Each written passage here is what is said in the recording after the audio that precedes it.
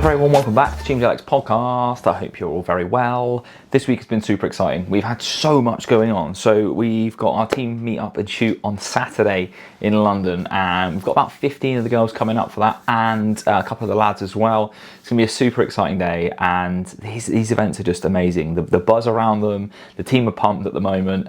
A few of the girls have done some prep into it, so a few of them have entered some fat loss phases and are really pushing themselves out of their comfort zones. I am so impressed and proud of the work that they've put in, and the fact that they're going to push the boat out even further to get in front of a camera and appreciate the work they've done is going to be massive. So super excited for that. Lots of planning to do for these things, but they're 100% worth it, and always a wonderful event. So that's one thing we've had going on this week. Another thing we've had going on this week is we have launched Graduate in 8, our latest program, and I am so excited about this. I'm so excited about it because I genuinely know it's going to change the game. It's going to change the game for those of you who think that an 8-week program is the way forward, because for us, we've always been very much against the kind of 8-week program, the whole summer shred thing, because it just has the same people doing it year in, year out, so it doesn't fix the problem. And I've always been very vocal about my disdain for 8-week programs, so it may come across a little bit incongruent that I'm now doing one. But the truth is, Grace and I had this conversation a few months ago about how we can help the people who feel like the 8-week programs are the only way forward, to help the people who are always doing them, who do them year in, year out, and for you especially, knowing that you can do more, knowing there's more for you on the other side, you just can't access that. It's frustrating, right? It's frustrating, and year on year you end up doing the same thing. So we wanted to change the game. We wanted to enable people to see that, yeah, sure, you can do an 8-week program, but do the right one and do it in the right way, so that this is the last 8-week program, which is precisely why we called it Graduate in 8. It's called Graduate in 8 because we want you to graduate at the end of it.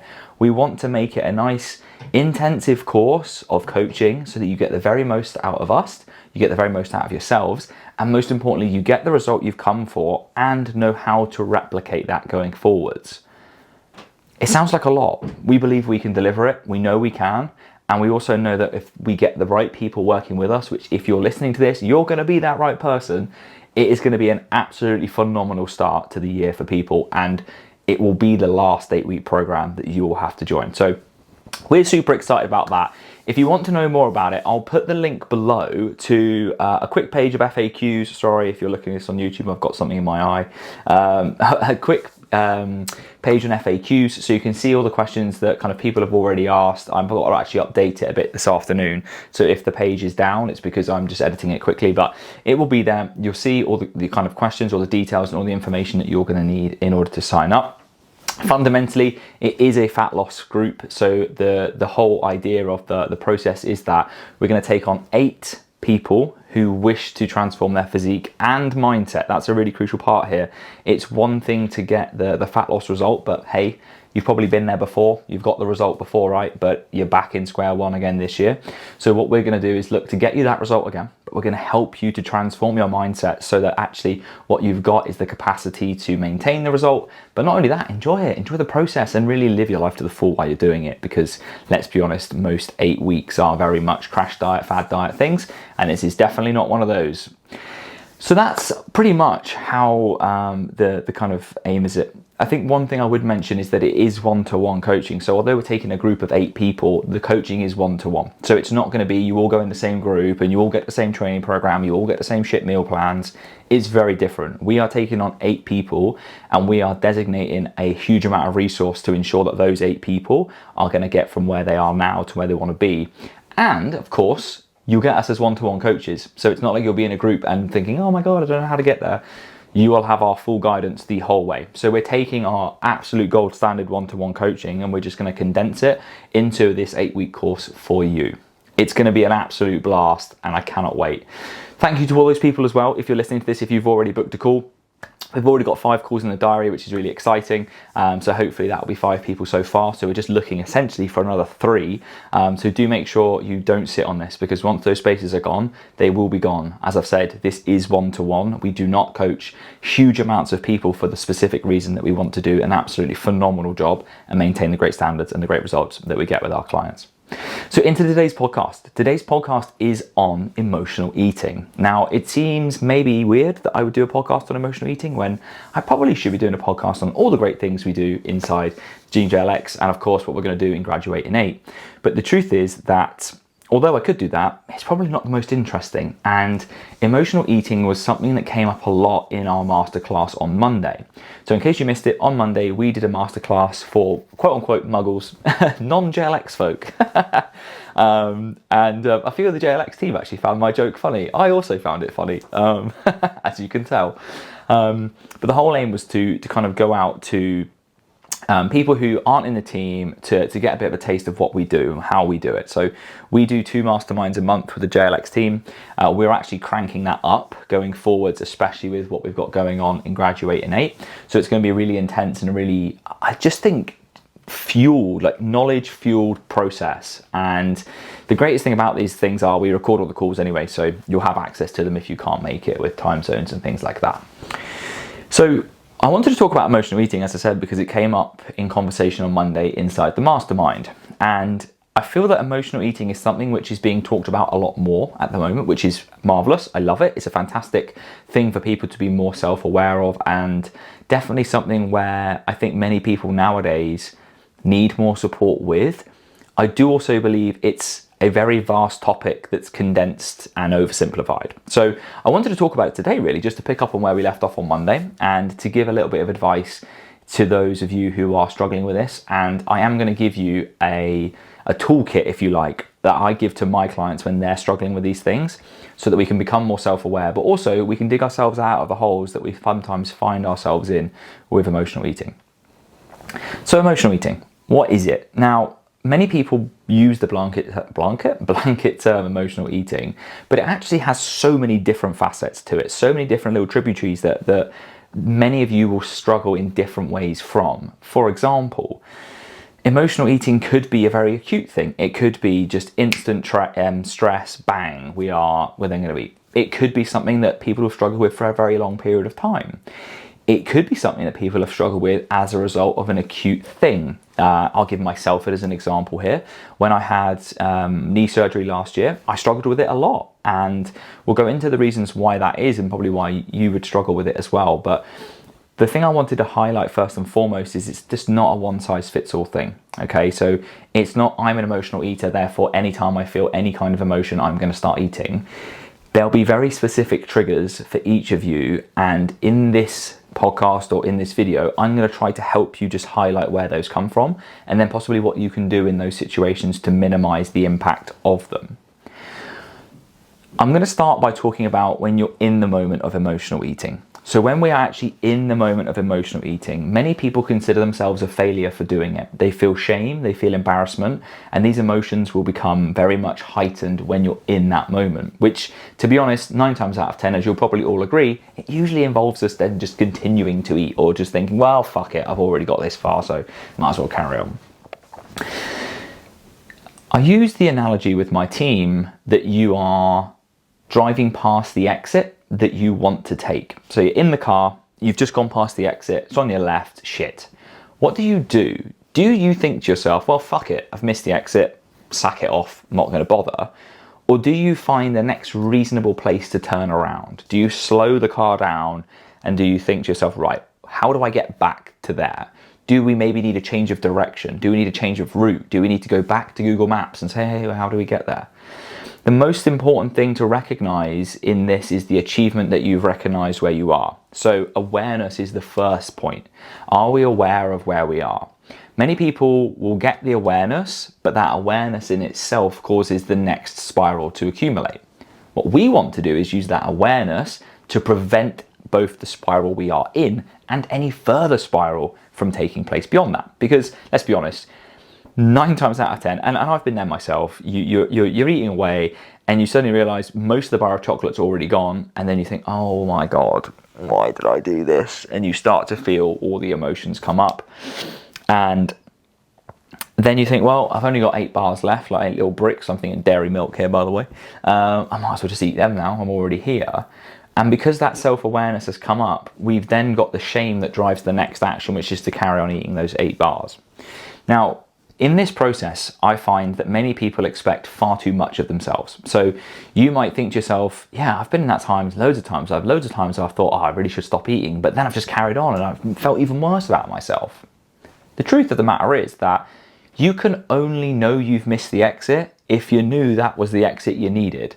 We have a little, I say it's a running joke, it's actually a running frustration in our household that Katie's not very good at utilising Google Maps, partly because sometimes it mutes itself, so I take some blame away from her then, but other times because she's just not looking at it. So we'll drive straight past the exit. Now, if I don't know that's the exit I needed, I'm not bothered by it, right? So if I don't have that awareness, just like if you in the moment of your emotional eating don't have that awareness, probably not going to care. You're just going to carry on doing what you're doing because it feels right. I feel right driving down the motorway if I don't realise I've just missed the exit. So when we get awareness, what we need to do is make note of that. We need to make note that that awareness is actually a big win, not a failure or a loss. What we do about that is very different. Now, for most people, when I'm working with clients on emotional eating, we celebrate that awareness because that awareness is the first step in being able to do something. Just like my driving past the exit. If I know I've just driven past the exit, I can do something pretty quickly to rectify that, right? Last time we drove to the airport, I drove straight past the Heathrow exit because I was in the entirely wrong lane, and I knew that. So the first thing we did was we quickly recalibrated the route, bang, we knew exactly what we needed to do to get back to the airport. And in a pretty stressful situation, obviously didn't want to miss our plane. So, as I was saying, the importance of celebrating the route, the importance of celebrating the awareness is that is the first stage of what's to come next. What's really important, and I can't stress this enough, just because you've been made aware of it doesn't mean you'll be able to do anything about it. Especially in those first couple of times when you become more self-aware, it doesn't mean that you'll be able to stop yourself from eating. It doesn't mean that you'll be able to change the spiral that you're on, because at the moment, all we're doing is bringing self-awareness. So when we bring self-awareness, we start to be able to label emotions, we start to be able to label triggers, we start to be able to label actually where this is going. What am I actually trying to achieve here? So when you bring all these things together, what you can start to do is either A, become more self-aware before it begins, or B, when you become in that moment, okay, what was the triggers here? If eating is the thing that's making me feel better, what would be the thing that aside from eating would really help me here? Because when you've got all these things, what you can then start to do is say, right, do I even need to be in this position in the first place? i.e., can I stop it before it starts? If I am in this position, what do I know about myself now that I'm here that can help me to avert the next action? So the celebration of awareness fundamentally comes in to, I think, reinforce the importance that we are aware. Okay, so now we're aware of the situation. What do we do next? This is where conversations will take place because obviously for many of you there'll be very, very different reasons as to why, but this is where we plan the next bit. So this is where we've gone past the exit, we're aware, and now we're planning what we're going to do next. So for some of my clients, this will be, once we have self-awareness, we need an environmental change. Right, pick yourself up, let's move. We're going to go for a walk. We're going to go and take a shower. We're going to go and grab a glass of water. So environment plays a huge role, as we know in the literature, with anything habit related. Okay, so habits are often confined to environments. If you think about anything, in fact, I'll give you a really great example. If I shower during the day, so I normally shower at night, right, and I brush my teeth when I'm in the shower. If I shower during the day, I'll start brushing my teeth because naturally I associate the shower with brushing my teeth, right? That is an environmental habit. Same thing goes for, put it this way, so I play a lot of golf, right?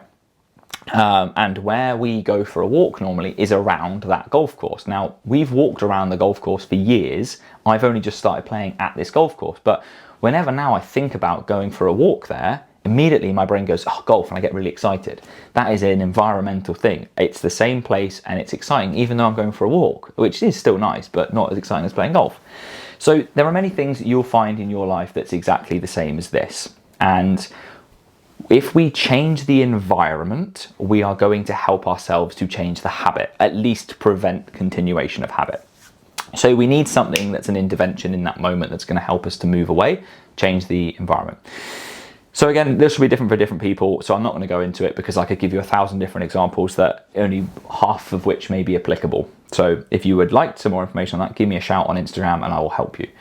So the next thing is, once we've done this, okay, we've done the habit change, the next thing is we need a review. We need a review because we're going now to the destination we want to go to. However, the destination is... So let's take the example, you've missed the left turning, you've driven past that turning, you're going back around on yourself. Now, the turning is a bit different this time because you're now going to be turning in a different direction and a slightly different route, which is absolutely true. Because the journey you were on, let's say you were binging through chocolate at the time, it was to something. What's that something you were trying to achieve? That would be the end point. But now we're trying to achieve something slightly different because let's say, for example, and we will go into why people have it behavioral, kind of emotional eating in a second. But let's say, for example, you're eating all this chocolate because you are very, very sad. Something bad has happened in your personal life. You're very, very sad. You've been through a breakup maybe, or your relatives have become ill, or your dog's had to go to the vet, these kinds of things. All of a sudden, what you're doing is you're trying to basically make yourself feel better through food. So now we're looking at, okay, I do still want to feel better because I don't want to sit here feeling like shit. This is where the self-awareness really comes in handy. And this is where, as I said a minute ago, the benefits of you having those elements of self-awareness for the things that work well for you. This is where those things will be really helpful because you're saying, okay, actually, I know that what really makes me feel good is, let's say your dog is unwell. The thing that makes me feel good is stroking my dog, but you can't do that right now. So we'll look at the second best thing. I like walking my dog, but actually I like walking. I'm going to go for a walk. I'm going to go for a walk. I'm going to put my favorite podcast in, probably this one, and I will try then to generate those good feelings through the actions that are taking place, not through this. How do I know? I know because in 2 hours' time, what will I be most thankful for? Will I be most thankful for that I sat here and demolished this bar of chocolate, crying into my pillow? And I say that with full compassion, by the way. I'm pretty sure we've all been there. Or will I be more grateful for the fact that I actually picked myself up, I took myself for a walk and I was able to think more clearly and I was able to help myself. So the destinations are slightly different and it's really important we consider those as an outcome of what we're trying to achieve. So let's talk about emotional eating then. So emotional eating is, I would say, for the majority of people, a replacement of feeling. Emotional eating tends to happen when we, as individuals, don't want to feel something and we are replacing that feeling with what food can provide for us. So if we look at people who emotionally eat, 9 times out of 10, people don't emotionally eat on things that are very single ingredient healthy foods. I don't know anybody who goes to themselves, oh, I'm absolutely distraught, I need a bag of carrots, right? That's just not what happens. And that's typically because those foods don't provide us with the emotion that we are looking for, that feeling, that dopamine, that wonderfully warm feeling that we get from nice food. So typically we will always go for foods that are what I would refer to as hyper palatable. There's no such thing as a good or as a bad food. So if you hear me discuss about like hyper palatable foods, they would be your foods that really we all know we could eat a shitload of. Ice cream. Actually, I'm actually not a big fan of ice cream, but you probably could. Chocolate, sweets. I'm genuinely not joking. I probably could eat like a kilo of sweets and I would not bat an eyelid. Crisps, chocolate, those kinds of things. So they tend to be the foods that people will go for. And equally, they're the foods that make us feel different. They make us feel a bit different inside, a bit warmer, a bit nicer. I'm sure you can all appreciate that. I'm getting hungry, so I'm going to stop with the examples of food. And therefore, what we're actually doing is we're utilizing food as a crutch to feel different. I'm not going to say better because 9 times out of 10, we don't actually feel better as a result. We just feel different. We feel a different thing.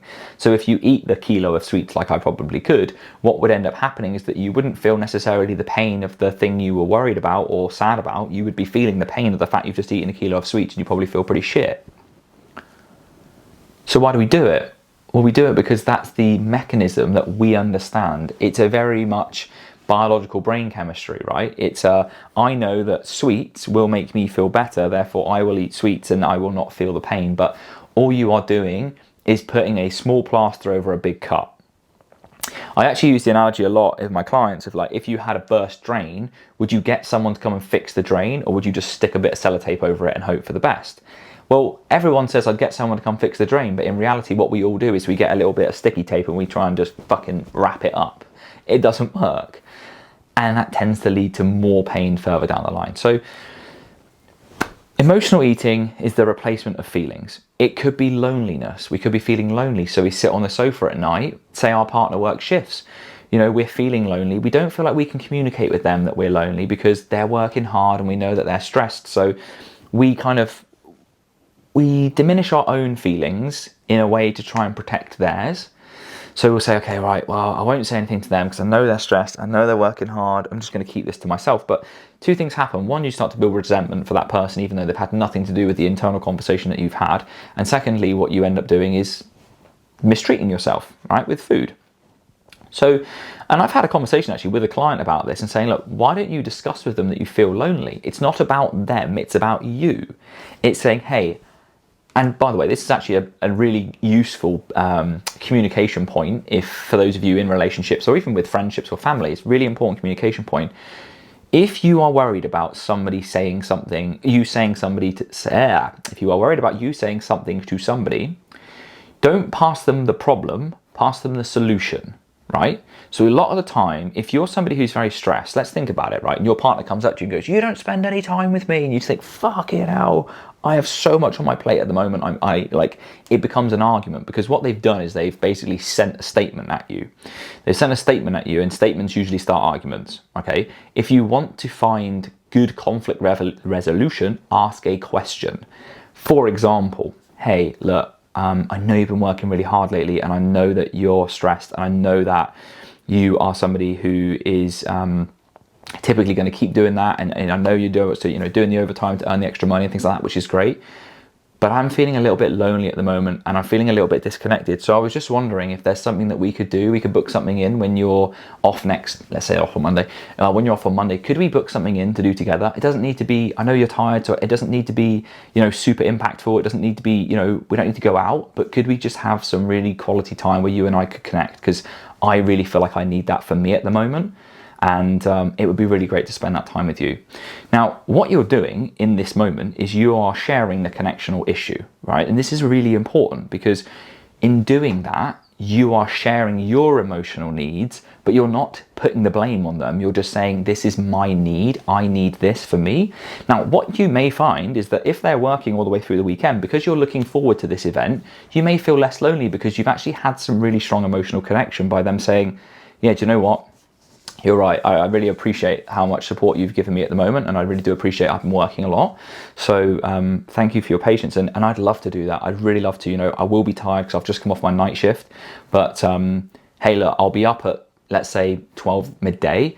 What should we do? What would you like to do? What would really help you to kind of feel that connection? Now, obviously, it takes two people who are very calm and collected in these conversations, but you're going to get a much better response out of someone if you ask them a question than you are if you just shout a statement at them. So in that, what you've basically done is you've created connection in the thing. You've solved the problem you had rather than sitting on the sofa all weekend being like, oh, I'm really, well, you wouldn't even be thinking this necessarily because more often than not with behavioral eating, such as emotional eating, it's not that we're aware of the problem. We just feel that food fixes it. You get a draw, you get that craving, right? It's not actually a craving for the food, it's the craving for the emotion the food gives you. And so we lack that middle connection. It's not, oh, I know that I'm feeling lonely. I know that food makes you feel better, so I'll do that. It's more a case of, I'm really craving some sweets at the moment. I'm really craving some ice cream. Because what you're actually craving is not to feel as shit as you do. And association with the brain goes, oh, well, just go and have some ice cream. Now, when it comes to this, here are the tips that I would give you. So with my clients, I tend to help them in a number of ways. One, we can jump on a call and we will speak this through. So I will ask the questions myself. I will give them some solutions. I will find out kind of where we're going with that emotional eating side of things, the things we're struggling with and things like that. And through these conversations, ask a lot of questions, and the person normally knows then at the end of that, okay, yeah, this is what I need to go and do. And you'll say, right, maybe go and ask this question, or this is what we could do at that time, or so on and so forth. But there's always solution focused resolutions to these challenges. But let's say, for example, you're somebody who is eating out of boredom.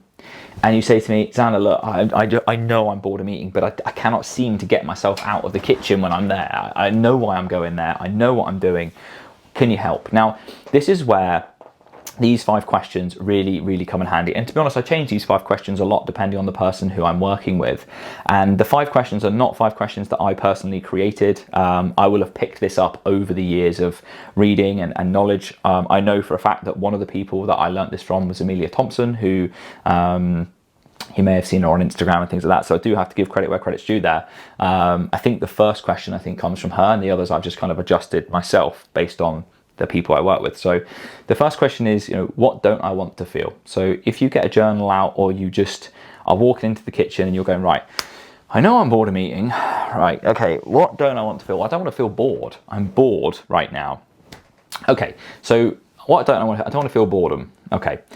The next question, and again, these change per person, but this is what I would hand over to you. The next question is food the best way for me to overcome that? Now, I like this question because it's labeling exactly what you're about to do. You're saying, I know that food is the option I'm taking, but is it the best one? Is food the best option for me right now to overcome the challenge? Now, in that moment, you cannot give a black and white answer. You cannot give a grey answer. It has to be black and white, and it has to be absolutely true. So many people would say, well, it feels like the right option. Just because it feels doesn't mean that it's true. There's no fact to that. We need fact. Is this, in 2 hours' time, going to be the decision that you are proud you made? Right. Food is probably not the best option for my boredom right now. Okay. On to question number 2. Question number 3, pardon me.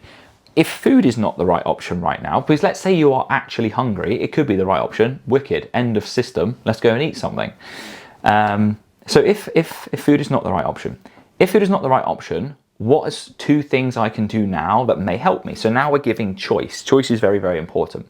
What are 2 things now that would help me to overcome this? Okay, well, I'm bored. So what do I actually want to do? Now, for some people, many people, boredom is often tiredness. We are actually just tired, but we don't want to go to bed because we've got FOMO. In other words, we've been to work all day, we've been to the gym, we've got home, we've had dinner, and now it's like our wind down time, and we really want to utilize that to watch our favorite TV show or catch up with friends, things like that. But the problem is that we're so tired, we're not actually being able to concentrate on anything, and therefore what we're doing is we're going, I'm hungry. We're not. We're actually tired. We need to go to bed. So what are the 2 things? Well, the first thing would be, actually, I'm tired, I'm really fatigued, and I need to go to bed. The second option is, this could be something that's more meaningful and productive. Now, personally, I find that if I am, say I'm bored of meat, right, and it's something that I've struggled with a lot in the past, if this is for me, it's usually because what I'm doing, I'm either being kind of forced to do, and I'm bored with what that is, or I feel that there is something else I should be doing and I'm not. So I'm actually dealing with that conflict of mind with food, because I think, if I sit here and eat this, it's going to make me feel better and I'm good. So sometimes it's actually about me saying to, say, my partner, if we're both sat down watching television, I might be saying, look, I need to go and get my laptop. I'm going to sit here with you, because obviously we both work a lot. So for us, quality time needs to be quality time, but sometimes for me, sitting there watching a TV program is just not engaging enough. So I say, look, is it all right with you if I go grab my laptop, because I just need to do a little bit of work? 9 times out of 10, that's absolutely fine, as long as I've not agreed to actually sit there and watch a film with her or something, which actually normally me that gets stressed about not watching films. But the importance of that is me saying, look, I am struggling with sitting here watching this at the moment. I need something that's far more engaging, and I know I've got some work that needs doing. So in that situation, that's going to really help me to feel like, 1, I've been heard, 2, I am satisfying that emotional struggle I'm having, and 3, and arguably most importantly, we've got good connection. We both understand the wavelengths that we're on there. So that is all for today, folks. A little bit of a crash course in emotional eating, and there's so many things that come, obviously, off that as another chain of thought and as another area of thinking. But I really do hope that you've enjoyed this. As I said, in the show notes, you will find a link to everything you need to know about Graduate Innate. There is an FAQ there. There is how you can sign up. There is the course details. There's what you're going to get. There is fucking everything on there, all right? So go check that out. If you have any questions, as always, please do send them to me across on Instagram. If you feel that you or your partner or somebody you know struggles with emotional eating, please do send this to them. Do me a favor, do them a favor, do us all a favor, because this could really help. A lot of the people we work with end up listening to our podcasts, or have listened to our podcast. So for us, it's about building that connection with people, making them feel heard, and then giving them the support that they need. All the love, my friends. Take good care. It's a pleasure as always. Bye for now.